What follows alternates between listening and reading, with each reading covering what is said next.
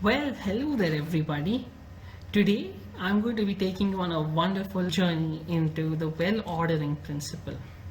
Well, no pun intended, you may be asking me what is the well ordering principle and how am I really going to be solving two problems from MIT using this. So, I'm going to start by explaining what this principle is. So, it's quite an intuitive statement that we all have thought of in our lives once at least, and that is every non-empty set of non-negative integers has a smallest element. Now, what does that really mean? So if you have a set that is non-empty, that means it has at least some values in it of non-negative integers, this set will have a smallest element. And typically this holds for non-negative integers, which are also just natural numbers. As you can see, the set A here follows this, and it's a set of non-negative integers, and it does have a smallest element, that is 1. But you can generalize the well ordering principle, and that gets you to B. So that is that if you have a non-empty set of non-empty finite set, might I say, of integers that so it basically means it's bounded, it will have a smallest, that is minimum, and a maximum value. As you can see, minus 100 is the minimum here and the maximum is over here. So if you I won't be covering how the proof behind the generalization and so on in this video. I'll be doing it maybe in a different video, but it has a few different consequences, such as inclusion of negative values as well.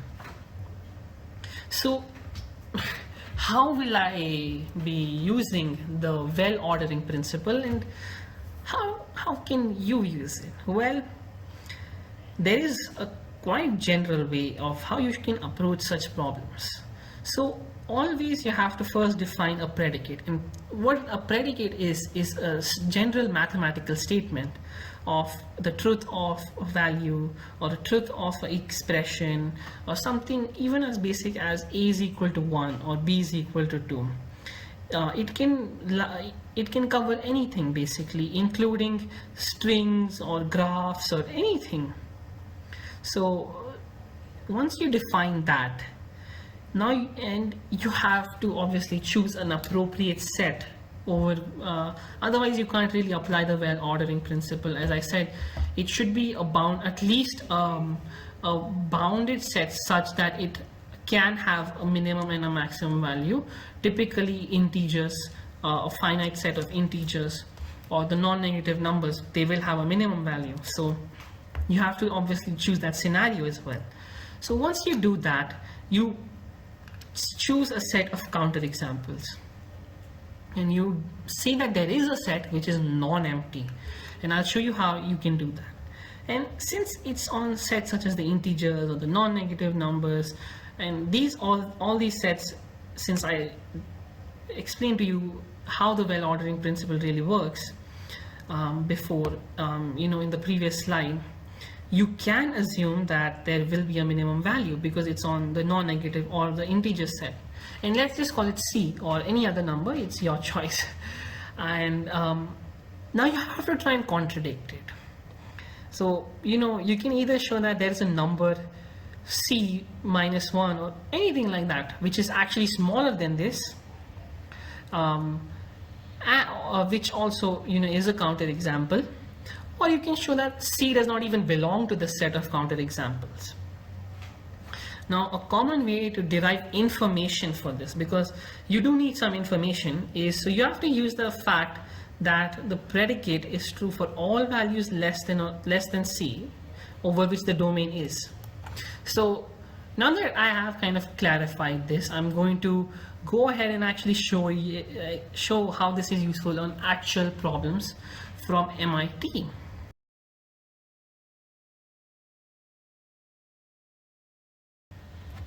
So the problem that actually comes from MIT Open courseware course, which is Math for Computer Science, is and this is actually from the homework problems, which I found are usually tougher than even the exam problems. So you have to prove that n is less than or equal to 3 to the power n upon 3 for all n which are non-negative numbers, or I just wrote natural numbers for simplicity, because I'm considering that the natural numbers begin from 1, not from 0, as some people do consider. So we can define the predicate here, which is the mathematical fact, which is that n is less than or equal to n upon 3 for all n in natural numbers. Now we can try a few cases to even convince ourselves that this is true, and in all of these cases you'll find that this is actually true. I just wrote 1, 2, 3 and 4, and as you can see they're all true, and this is actually quite true as well.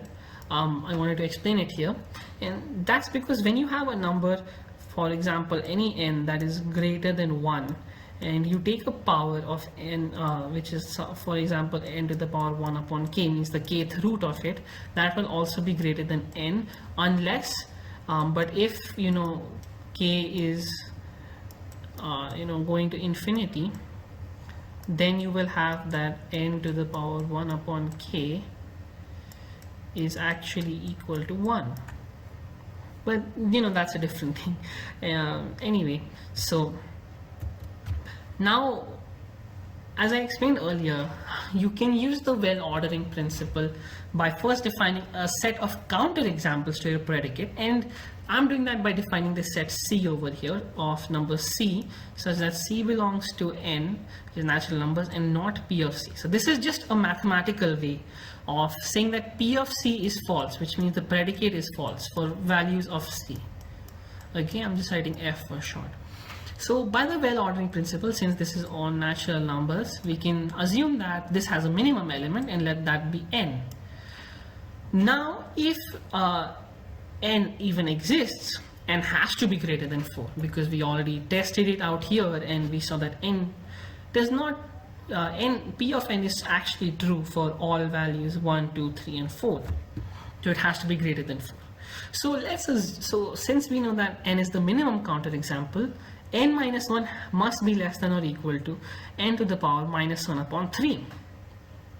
So that is because obviously n minus 1 is not a counter example. Otherwise, if n minus 1 was the counter example, then it would be part of C, and that would contradict the minimality of n, and we would just be done here. But let's just not make it that simple, because that's not mathematically sound. Directly assuming that would not, it is mathematically sound, but you can't directly assume that. So let's just take 3 to the power minus 1 upon 3 on the other side and write it like this. Now if somehow we could prove that n is less than or equal to this value, we would be done, because that would imply that since this is less than 3 to the power n upon 3, we would have that n is less than or equal to 3 to the power n upon 3. But because we put it in the counter example, that means that n is greater than 3 to the power n upon 3, and that would be a contradiction, that n is a counter example, which would mean that this set C has no counter examples. So how does that really follow? Well, let's just try and prove this inequality first. So let's just get rid of this cube root and cube this side. So we cube it and then we simplify it and we get this. I just wrote n is greater than or equal to 5 because we can assume that since if n is greater than 4 and it belongs to natural numbers, we don't really have to bother about numbers like 4.5. We can just directly assume it's greater than or equal to 5. Continuing from this, if you solve this equation, and I'll let you guys solve it, it has only one root at this value right here, 3.261, and that means that this graph will not touch the x-axis again for any value greater than this. So for greater than n greater than 5 or equal to 5, we're kind of done, right? It won't touch the x-axis again. But now we have to check whether it's going above the x-axis. Is it becoming more positive in the graph, or is it going below the x-axis? Is it going more negative? So we need to check that. So what do? So we first define this as a function, and we can take the derivative of this. And if you simplify the derivative, It's just an algebraic function. You kind of get that 2x squared minus 6x plus 3. Now if you solve this using the quadratic formula, and I'll let you guys solve that, you get the root is equal to 2.37, you know, of course rounded off, and 0.634. But if you notice that this has a positive first coefficient, which is 6, since it's 6, we know that after the root, that is after its larger root and before its smaller root, the function is going to look like a upwards parabola. So if this is let's say over here it's intersecting the x-axis over here, and this is, let's say, 2.37, is just going to be increasing after that, which means that the function is continuously increasing. And that means that for n is greater than or equal to 5, since this value here itself is actually greater than 5, greater than 0, it's going to keep increasing. So this is our path, it's going to keep going up. But that also means that this inequality over here that we had established, you know, which we needed to prove our actual fact here, is true. That means this is true. But now, since this is true, this implies that n is actually less than or equal to n upon 3. And the way you could typically write this if you're giving an exam on this is, this is quite mathematical language. So you would say that, however, this contradicts our assumption that n is a counterexample. That hence our assumption that C is non-empty must also be false. Therefore, there are no counterexamples to the predicate. And that would just, in the end, prove that this predicate that we had set up is true. And we're done. That's how you solve the question from MIT. I have another way to solve this actually, and I found that this method is quite easy. So, if we're going to get rid of the cube root sign, might as well get rid of it earlier on. So we cube both sides and we make this our new predicate. Obviously, you have to also write n is belonging to the natural numbers. But this alternate method I'm doing very informally, just to give you an idea of what else you could use. So you try P1, P2, and P3. Of course, you notice that they're true. Now you assume that again you define the set and so on. You do the same thing, and this time I didn't write 4 because I didn't show you 4, but you could just do that since we already know it. And since n is the minimum counted example, we know that. So in this case, actually, I personally felt that n plus 1 being the minimum counted example is easier, since n is 3 anyway, so we can do this. And I feel it's easier on the proof. So it's quite reminiscent of induction, since well ordering principle, believe it or not, is the equivalent of induction. Anyway, just getting back on track. So if n plus 1 is the minimum counted example, we have that n is actually n cube is less than or equal to 3 to the n. But if we now move to the next part, it is p of n plus 1, you can quite simply see that 3 to the power n plus 1 is equal to 3 into 3 to the n, which you can just expand like this, and which you notice is also greater than or equal to 3 to the power n cube, because this just follows from that. So we write that. Now again, we could reach a contradiction if we could prove that this is true, that is that n cube is greater than or equal to 3n squared and n cube is greater than or equal to 3n plus 1. Obviously, for n is greater than 3 and n belongs to natural numbers. I'm just clarifying it, but just to keep in mind again.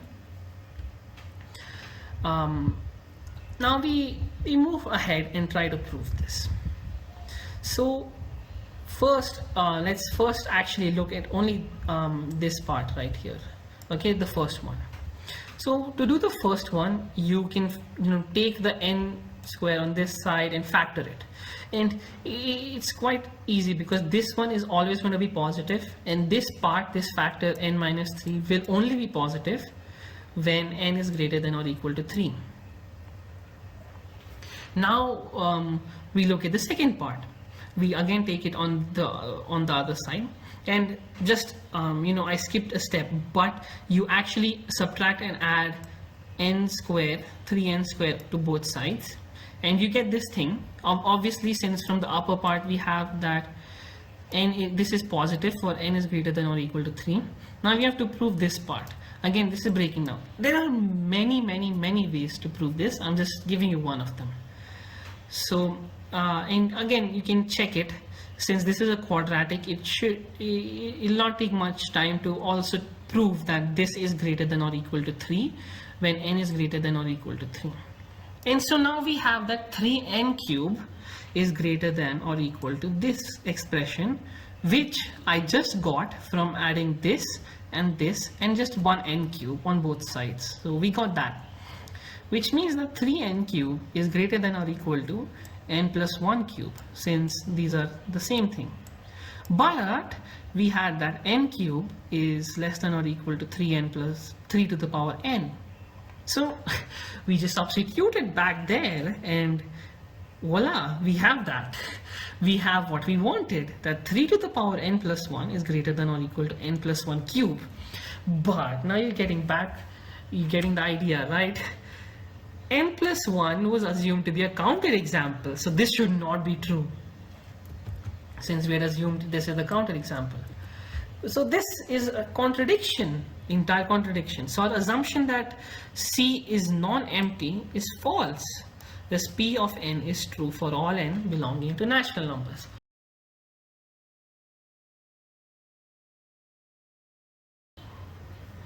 So in this problem, we have to prove that 8a to the 4th plus 4b to the 4th plus 2c to the 4th is equal to d to the 4th, and this has no solutions over the positive integers. This problem also came from an MIT homework, although I did not find it on the website. I found it in a textbook from MIT, and that textbook said that this came from a homework. So I think it came from a more recent homework than the courses on MIT OCW. So anyway, this actually suggested that we keep A as the minimum counter example, like we look at A for the minimum counter example, but I'm just going to be doing D just to show that I don't think it really matters which one you take. So let's say that D is the minimum counter example, and that means that with D there is a solution. So we notice that the left hand side is actually even. 8, 4 and 2 are the coefficients. So even if A, B and C are all odd, since they multiply to an even number, this is going to become completely even. So we can write that D is equal to 2D prime for some D belonging to n, which is natural numbers, because D has to be even, because on this side all numbers are even, so D is also even. So when you put that there, it's 16d to the d prime to the 4th, and we can just cancel a factor of 2 from each one of these, and we get this equation down here. Now we notice the same thing about C. C has to be even, so C is equal to 2c prime, and we get this equation here. Now I have repeated it over here, and as you can see, I'm just going to cancel a factor of 2 from each of these, 2, 1, 8 and 4, and you get this equation over here.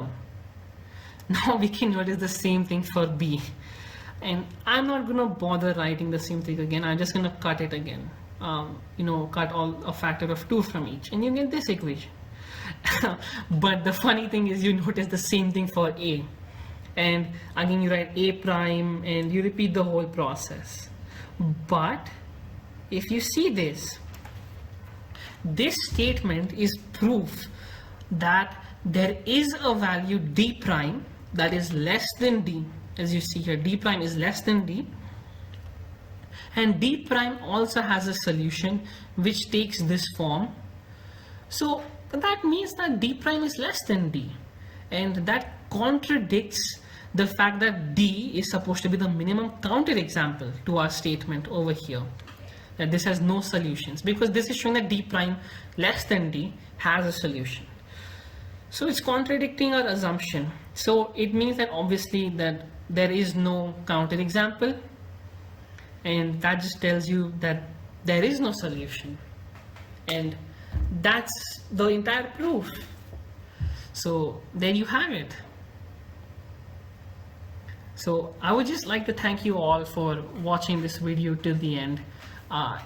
It would mean a lot if you could like this video and subscribe to my channel. I'm going to be solving a lot of problems from different places, MIT, IMOs, any problems maybe you guys suggest, anything like that, and it'll all be educational, so you even take something away with that, each of my videos, hopefully.